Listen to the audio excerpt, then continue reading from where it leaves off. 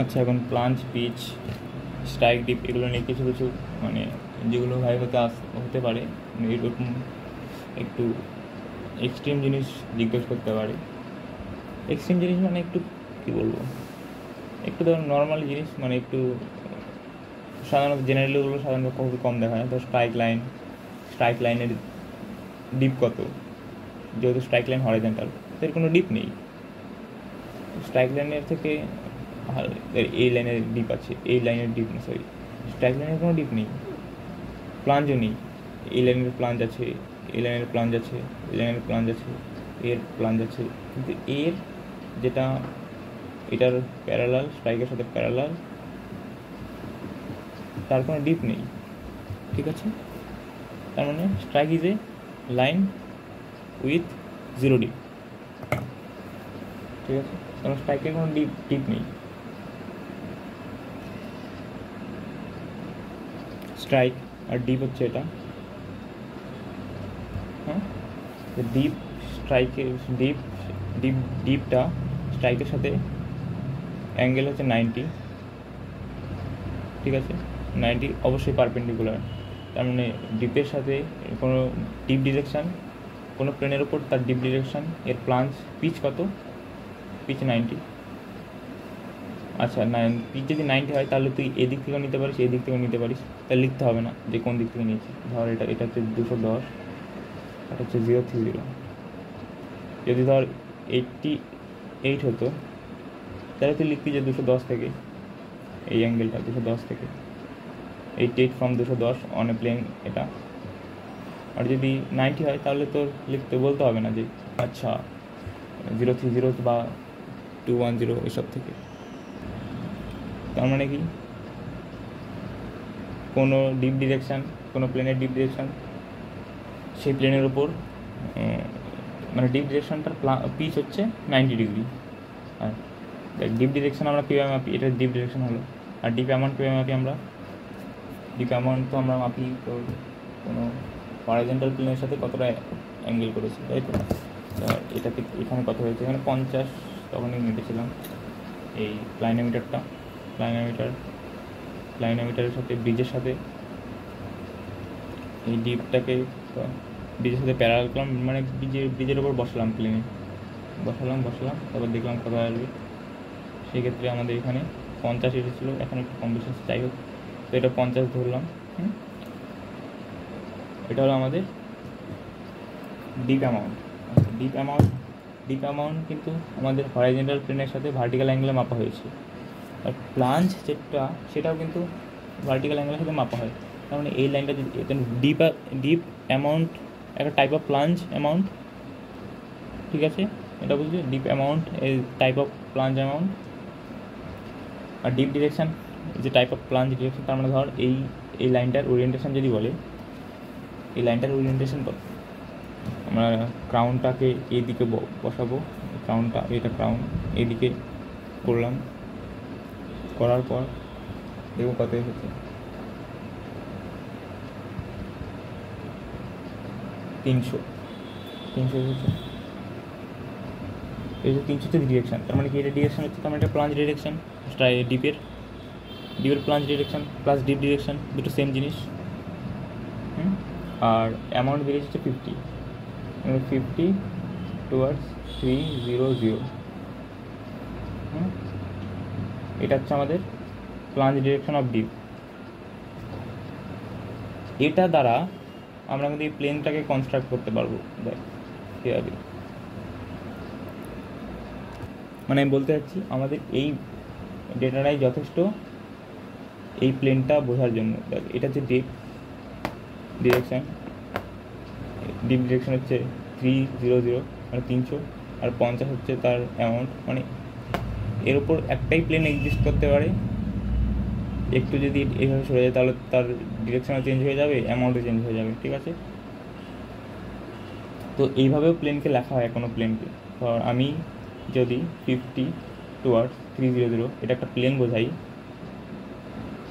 তাহলে আমাকে 50-র দুপাশে প্লাস 90 মাইনাস 90 করে একবার 030, ও সরি 50 না, 300, এটাতে অ্যামাউন্ট 300 একবার +90, একবার -90, এই তো +90 করলে ধর এটা আসলো, আর -90 করে ধর এটা আসলো, তো আমাদের স্ট্রাইক পেয়ে যাবো, স্ট্রাইক পাবো। স্ট্রাইক আর ডিপ হচ্ছে এটা, আর ডিপ ডিরেকশন হচ্ছে এটা। 300 মানে ডিপ ডিরেকশন কত?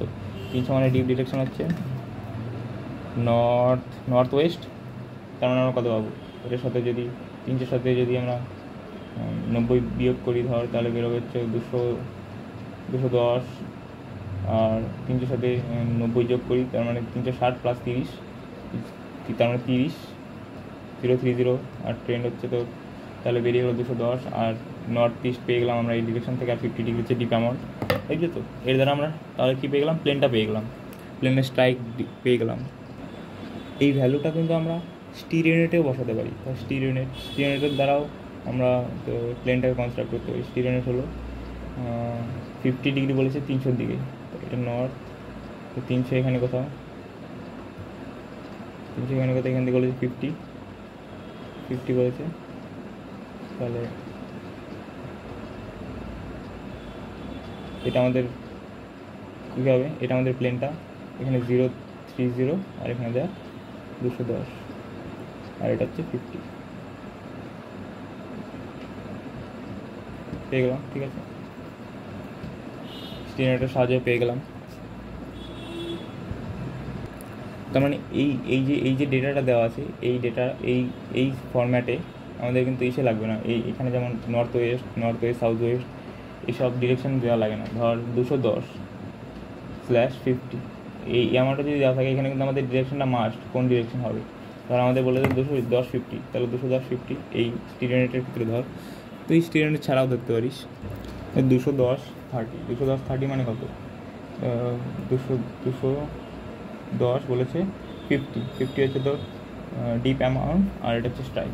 তো 210 থেকে অপোজিট 030, ঠিক আছে।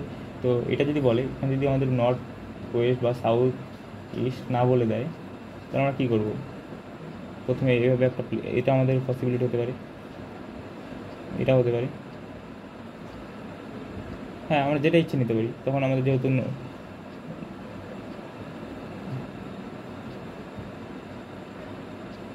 নর্থ ওয়েস্ট সাউথ ওয়েস্ট কিছু বলেনি, তো আমরা দুটোই পসিবিলিটি হতে পারি।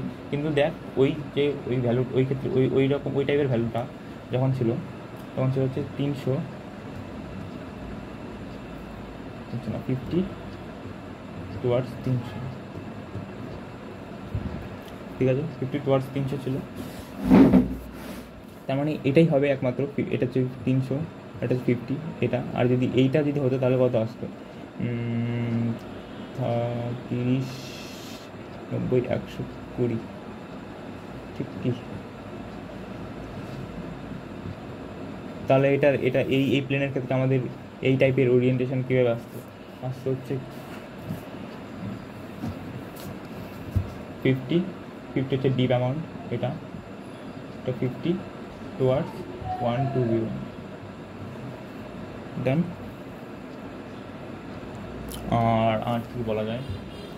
আচ্ছা, পিচ যদি 0 হয়,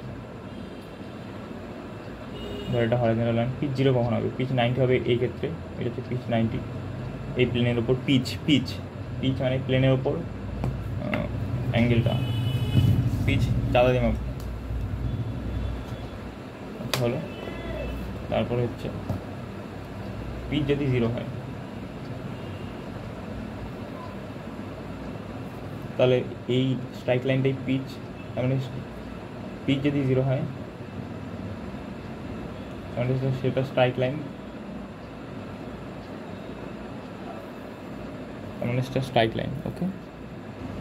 তো পিচ যদি 0 হয়, পিচ যদি 0, তাহলে আমাদের প্লাঞ্জ কত হবে? পিচ 0 হলে তো সেটা হরাইজন্টাল লাইন, তাহলে প্লাঞ্জও 0 হবে। প্লাঞ্জ বলতে প্লাঞ্জ অ্যামাউন্ট কিন্তু 0, প্লাঞ্জ ডিরেকশনের ট্রেন্ড তো যা ইচ্ছে তাই হতে পারে। এই ক্ষেত্রে দেখ, পিচ 0 প্লাঞ্জ 0, পিচ 0 প্লাঞ্জ 0, কিন্তু ট্রেন্ড তো চেঞ্জ হচ্ছে। ট্রেন্ড কখনো ইস্ট ওয়েস্ট, এটা যদি ধরো ইস্ট, কখনো নর্থ সাউথ, যা ইচ্ছা হতে পারে। আচ্ছা, আমাদের এই যেটা দেখছিস, এইটা হচ্ছে আমাদের নর্থ, মোটামুটি এই দিকটা হচ্ছে নর্থ, মানে এটা মানে যখন যেটা সুবিধা হবে। আচ্ছা, পিচ যদি 0 হয়, তাহলে প্লাঞ্জও 0 হবে, কিন্তু প্লাঞ্জ যদি 0 হয়, তাহলে পিচ 0 হবে? দাঁড়াবে, এটা দেখি। হ্যাঁ, প্লাঞ্জ যদি 0 হয় তাহলে সেটাও একটা নন প্লাঞ্জিং লাইন, তাহলে সেটার পিচ যে কোনো হরিজন্টাল লাইনের সাথে 0ই হবে। হ্যাঁ, ঠিক আছে। তো পিচ যদি ধর 90 ডিগ্রি হয়, এক্ষেত্রে দেখ পিচ, এক্ষেত্রে পিচটা 90 ডিগ্রি, কিন্তু এক্ষেত্রে প্লাঞ্জ 90 ডিগ্রি নয়, এক্ষেত্রে প্লাঞ্জ কত হবে?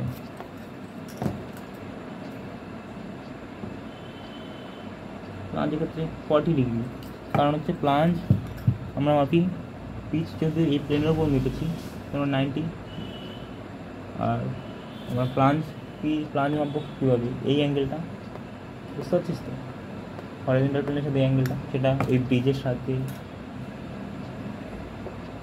ব্রিজের সঙ্গে যেটা আছে সেটা হচ্ছে, তো এইভাবে যদি মাপি তাহলে দেখি জিরোতে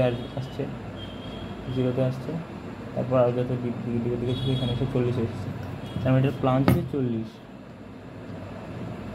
কিন্তু এটার পিচ 90, ঠিক আছে। তাহলে পিচ যদি 90 হয় সেটা মানে এরকম হবে না যে সেটার প্লাঞ্জও 90 হতে হবে, না দিতে পারে, মানে হবেই না, মানে খুব কম পসিবিলিটি। যখন প্লেনটা আমাদের একদম ভার্টিক্যাল হবে তখন দেখবি এটা স্ট্রাইক লাইন হবে, এটা আমাদের পিচ, আর প্লাঞ্জটাও তখন একদম ভার্টিক্যাল, তখন আমাদের প্লাঞ্জটা 90 ডিগ্রি হবে। আর প্লাঞ্জ 90 ডিগ্রি মানে আমাদের ডিরেকশন দেওয়ার কোনো দরকার নেই, কিন্তু পিচের আছে, মানে কোন দিক থেকে পিচ নিয়েছে সেটা ও 90 ডিগ্রি হলে দরকার নেই, কারণ তুই যে দিক থেকে নিয়ে 90 আসছে।